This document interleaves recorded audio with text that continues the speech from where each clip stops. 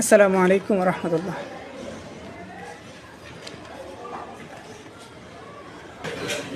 বর্তমান সময়ে অনেকে মৌলবাদ নিয়ে কথা বলতেছে। আসলে মৌলবাদ শব্দের অর্থ কী? মৌলবাদ শব্দের অর্থ হচ্ছে নির্দিষ্ট ধর্ম অবলম্বী কোনো ব্যক্তি একটি ধর্মের উপর তার পূর্ণাঙ্গ অনুকরণ করার নাম হচ্ছে মৌলবাদ।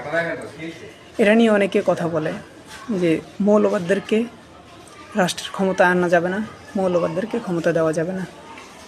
আসলে যারা ক্ষমতায় আসতে চাইতেছে তারা যদি মৌলবাদ না হয় তাহলে দেশ কখনো শান্তি আসে না। আপনি 10 ধর্মের একসাথে কথা বলবেন, 10 ধর্মের আমল করবেন। আমরা 2007 সাল থেকে দেখেছি, 2007-এর আগেও দেখেছি আমরা, যারা মক্কায় গিয়ে উমরা করেছে, হজ করেছে, আবার ইন্ডিয়াতে যাইয়া পূজা করেছে, বৌদ্ধদের ওখানে যাইয়া আবার বৌদ্ধ ধর্মের অনুষ্ঠানে অংশগ্রহণ করেছে, তাদের অনুষ্ঠানের যত কর্ম আছে সব কিছু করেছে। তাদের পরিণতি আসলে কি হয়েছে? তারা নির্দিষ্ট কোনো ধর্ম অবলম্বী ছিল না। আর অনেকে বলতেছে তাদের পরিণতি কি হয়েছে সেটা আমরা দেখেছি। আবার অনেকে বলতেছে এই জঙ্গিবাদ, পাকিস্তানের অনুসরণীরা হচ্ছে জঙ্গিবাদ। পাকিস্তান কি করেছে আপনাদেরকে? পাকিস্তান বাংলাদেশের কি ভালো চেয়েছে না খারাপ দিক চেয়েছে? এই যে স্বৈরাচার হাসিনা, সে যে এত হামলা, এত খুন, কোনো যুদ্ধের কথা বললেও এত খুন হয় না স্বৈরাচার হাসিনা যত খুন করেছে। আপনারা তাদের বিরুদ্ধে কথা বলেননি, তাদের বিরুদ্ধে আপনারা চুপ রয়েছেন। এখন যখন এই ইসলামের আপনার রাষ্ট্রের ক্ষমতায় কে যাবে?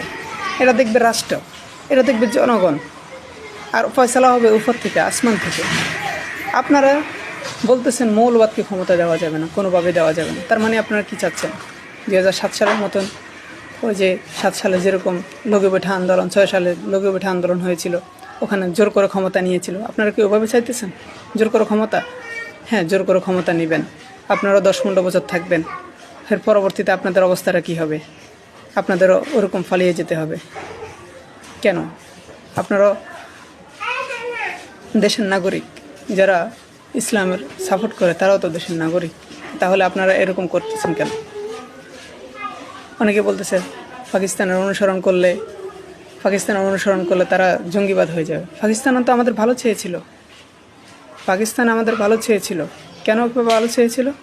পাকিস্তানের যতগুলো জিনিস না করেছে তার চেয়ে বেশি স্বৈরাচার হাসিনা করেছে। পাকিস্তান আমাদেরকে ভালো দিক চেয়েছিল, ইন্ডিয়ার চাইতে পাকিস্তান আমাদেরকে ভালো দিক চেয়েছিল। আমরা পাকিস্তান যখন যুদ্ধ শেষ করে, পাকিস্তানের সাথে যখন আমাদের যুদ্ধ শেষ হয়, তখন আমাদের অর্থনৈতিক অবস্থা খুব ভালো ছিল। আমাদের দেশের আর্থিক অবস্থা, অর্থনৈতিক অবস্থা, বিচার ব্যবস্থা সব কিছুই ভালো ছিল।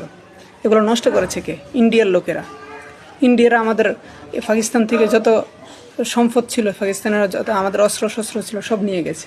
আমাদের দ্রব্যমূল্যের দাম বাড়িয়ে দিয়েছে ইন্ডিয়ার লোকেরা। কেন এই কথাগুলো আপনারা বলেন না কেন? ইন্ডিয়ার লোকেরা আমাদেরকে কী না করেছে? ইন্ডিয়ার নিয়ম অনুসারে এত বছর চলতে আমাদের বর্তমান বাংলাদেশের যে এরিয়া আছে 570 বর্গ কিলোমিটার, 570 বর্গ কিলোমিটার মধ্যে প্রায় 500 কিলোমিটারও বর্তমান বাংলাদেশের অনুসরণ ছিল না। আর যদি 5 বছর যদি স্বৈরাচার হাসিনা থাকতো, তাহলে 500 বর্গ কিলোমিটার বাংলাদেশের এরিয়া থাকতো না। তাহলে ওদের বিরুদ্ধে কথা বলতেছেন না কেন? আপনারা বলতেছেন পাকিস্তান অনুসরণ করলেই তারা মৌলবাদ হয়ে যায়। আপনার ইতিহাস পড়ে দেখুন, 2 বিশ্বযুদ্ধ হয়েছে বাংলাদেশে, সারা বিশ্বে 2টা বিশ্বযুদ্ধের মধ্যে কয়েক লক্ষাধিক মানুষ মারা গেছে, কয়েক মিলিয়ন মানুষ মারা গেছে।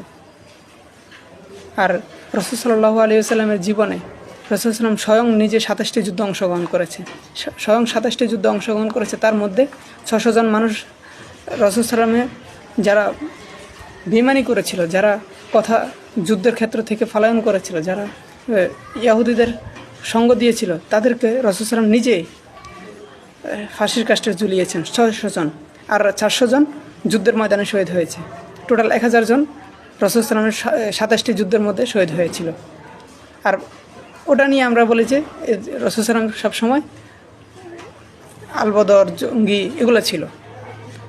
যে জায়গায় কোটি কোটি মানুষ মারা গেছে ওটা নিয়ে আপনাদের কথা নেই। যে জায়গায় 1000 মানুষ, 1500 মানুষ, 700 মানুষ মারা গেছে ওটা নিয়ে আপনারা কথা বলতেছেন। আপনি কোন ধর্মের? ওই দিন একজনে বলতেছে খ্রিস্টান ধর্ম ভালো, খ্রিস্টান ধর্মের সব কিছু অনুসরণ অনুকরণ সব কিছু ভালো। আর খ্রিস্টান ধর্ম আপনি করে দেখেন, আপনি খ্রিস্টান সম্পর্কে বুঝে দেখেন, খ্রিস্টানরা ভালো না খারাপ এটা আপনি বুঝে দেখেন। উপর থেকে দেখতে সবাই ভালো। হ্যাঁ, খ্রিস্টান ধর্মকে আমি খারাপ বলবো না, খ্রিস্টান ধর্মের লোকেরাও ভালো, অনেক ভালো। তারা তাদের ধর্ম অনুকরণ করতেছে। আপনি যখন তাদের ধর্ম অনুকরণ অনুসারে যদি দেশ চালাতে চান, তাহলে অবশ্যই আপনাকে দেশের অনেক কিছু পরিবর্তন করতে হবে। ইসলাম অনুসারে চালাতে গেলে আপনাকে অনেক কিছু পরিবর্তন করতে হবে। দেশ শৃঙ্খলা করতে হলে অবশ্যই সব ধর্মের অনুকরণ করতে হবে। তার মানে এই না যে আপনি ইসলামকে বাদ দিয়ে দেশ গঠন করবেন। আপনি তার মানে এই না যে হুজুরদেরকে বাদ দিয়ে দেশ গঠন করবেন। আপনি হুজুরের কথা বললে আপনি তাদেরকে মৌলবাদ বলছেন। এগুলো ছেড়ে দিন, আপনি নিয়ন্ত্রণে আসুন।